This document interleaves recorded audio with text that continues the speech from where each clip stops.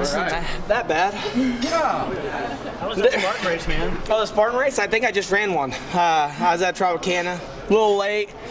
Tried to bull through some people, but I had one guy stop right in front of me. I was like, left, right, so I just grabbed him and like scoot him out of the way so I could get here. But like it? Yeah, the Spartan race was awesome. You know, it showed me that, you know, running is a really important part of that, and that's what road work, that's all we do. You know, in off season, not so much, but you know, that's something that mixes up training. You know, you're running, you're doing obstacles and stuff, and I think that it can really benefit me, just so that way it keeps me a little bit more active and not so consistent on fighting, but also other things in life. So are you going to change up your actual fight training based around some of that? Because when I've talked to Jamie about it in the past, he said, you know, going forward, I'm going to train more like I train for these races. No. You know, fighting's the only way to get in shape. You know what I mean? Definitely, if I was running triathlons, then yes, I would do that. But, you know, some of the CrossFit can fit into MMA. Just right now, I don't want to mix anything up because nothing's failed so far. Sure. You know, I want to keep everything sort of the same, but I will continue to try for, you know, train for some of those because they're, like I said, it's a lot of fun. You're dirty as all get out, and everybody's really nice. That's cool. So Dana was saying that he was waiting to hear back from George. He was waiting on a phone call. What's the latest? What have you heard about fighting George St-Pierre? Exactly what you guys heard. I'm in the. What I tell everybody is the world will find out before me. The only thing that I've heard is that he's waiting for George, right? Pretty much wherever he wants, whenever he wants. That's what I'm gonna do. You know, I want to fight. I just want it by December. You know. Before January 1st, I want to fight him, hopefully bring the belt home. And you're still set on waiting for that fight and not taking a fight in between? Oh, no. You know, that last fight showed me that I have a lot of room to improve, you know, and that's exciting for me, you know, and I proved that I might be a better wrestler than George in that fight, too. And, you know, the funny thing is that I train about 80%, and that's the way I fight. This next one is going to be different. You know, this next one guys don't like it so much that I'm working out with because I'm using all the power I have. I'm training as hard as I can. So only exciting things can come. I've heard that at 80% your sparring partners have trouble with you. Exactly, yeah, 80%.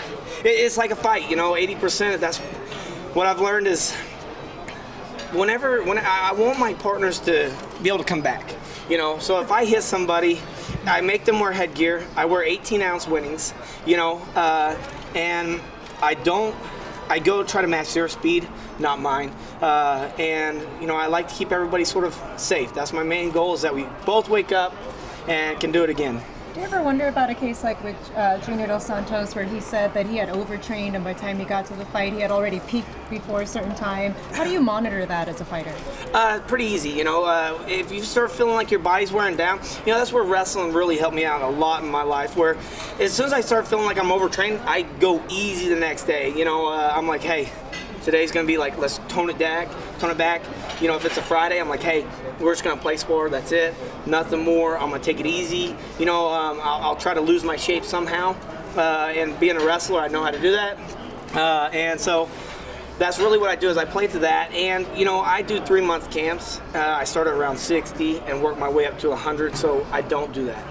You had actually talked about George St-Pierre and his finishing power, his inability to finish. What do you think is going to happen when you two get together? And do you think he'll just try to do what he does with his wrestling? And how will you try to stop that? Wrestling, that's my bread and butter. You know, if this was a kickboxing match, you might tend to lean towards him. But hey, everybody said that I couldn't strike. Everybody said they're a better striker than me. But here I am. You know, I got the power. You know, and to nullify the wrestling, that's easy. You know, I got a lot up here to nullify his wrestling.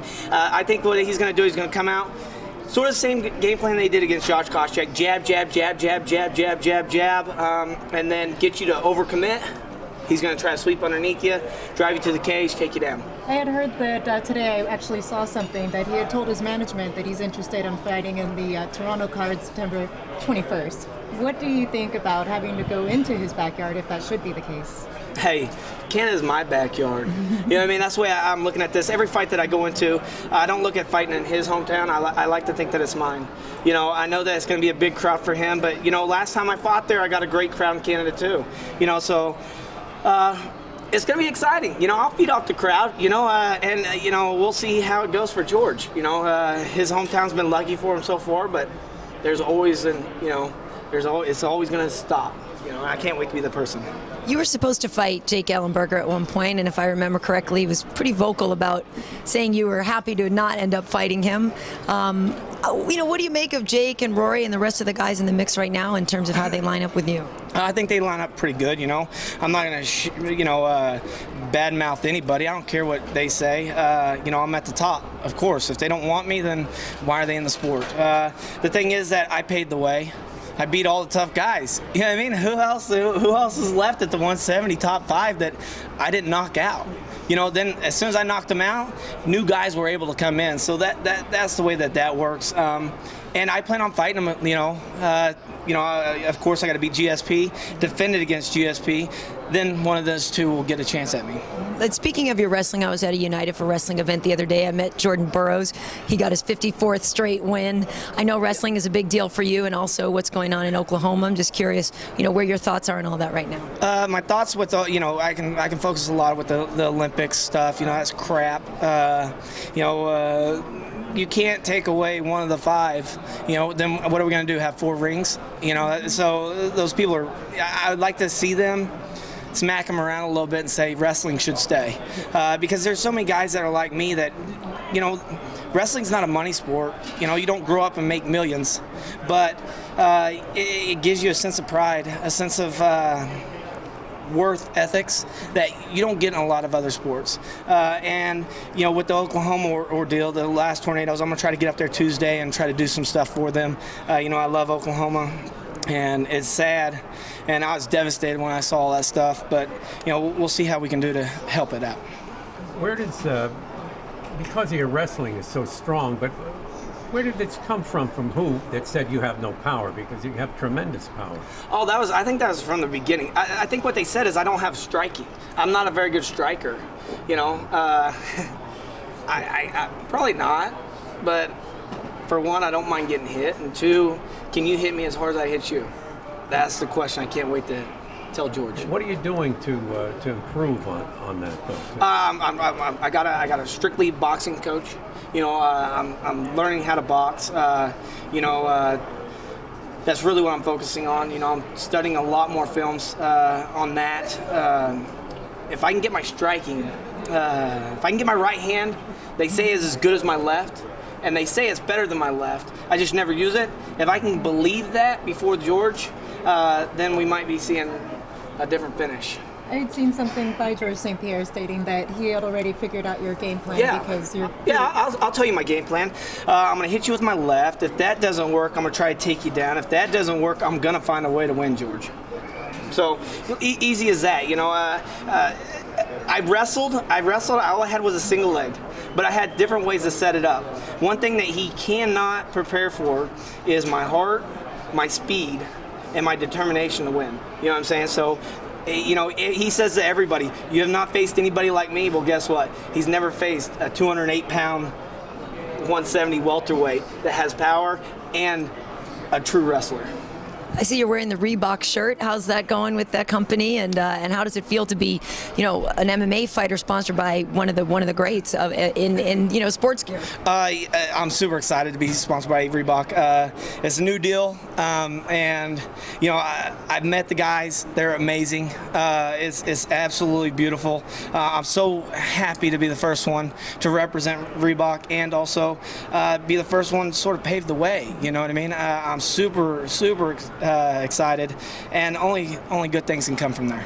Well, I don't know if you saw Junior Dos Santos has his own Nikes, his own signature Nikes with Sagano on them. Can we see a Hendricks line coming out, you think? You know, we'll see. You know, I'm not gonna promise anything too soon, but you know, right now I'm just glad that we finally got the relationship. You know what I mean? We got everything settled, and just move forward. You know, baby steps. I want to get to know them better and let them get to know me better, and just know that I want to represent them the way that they they represent me, and that it's been a great fit so far. Has some of that stuff with the Reebok deal, with the Spartan Race stuff going along with it, has that been a good distraction for you to, because as you said earlier, you're just waiting for George. It feels like all you do is wait for George. Has that been a good distraction to keep your mind off that situation? It's been a wonderful distraction because, every day I wake up and all I see is, it's funny, we got a cutout of George with the belt. And he moves all around my gym. And I'll be sitting there. One time I was going to the bathroom. He was in the stall, like, overlooking. I was like, what? Who thinks of this stuff? And every day, that's all I dream about is that belt. And having this Reebok distraction, and coming and doing this has been a great mind escape for me. What are you going to do with the cutout if you win the belt? Probably keep it there for more motivation because I'm going to have to beat him twice. So? Yeah. Here's the thing. You're not George. You don't beat him once unless I knock him out. If I'm manhandling for 2 rounds, I knock him out, then there won't be a rematch. But if it's a close fight, or if I go out there and knock him out the first minute, yeah, there'll be a rematch. I was just thinking if there's any way you can copy it and put it on a heavy bag, then maybe you can start working to write on it. Yeah, we've already thought about those situations. Okay. So, right now, just more or less, I'm just excited. The good Lord's blessed me amazingly. I've been surrounded by amazing people so far, and I've had so much help. And knowing that they're going to get me to where I need to be, I'm just so excited to finally get into the octagon and look across, and there's George. That's all I can think about. That's all I dream about every day. So when the time comes, I might, when I get that battle agreement, I might have a heart attack. You know what I mean? Or go insane, finally here? Amazing. So I don't know. Words can't explain how excited I am. Especially with that anticipation, being that this had been promised to you a few times actually before now. How is it like to finally really actually have it be true this time around? It's not true until I get that battle agreement or that contract to fight him. Yes. As soon as I see him sign it, I'm going to sign that. And that's really what it all boils down to. As soon as he says yes, I'm yes. And that's why I tell everybody they're going to find out before I will. 2 more, anybody? Anybody? Sweet. Yeah. Thank you. Thank you. Good to see you. Good seeing you too. Yes.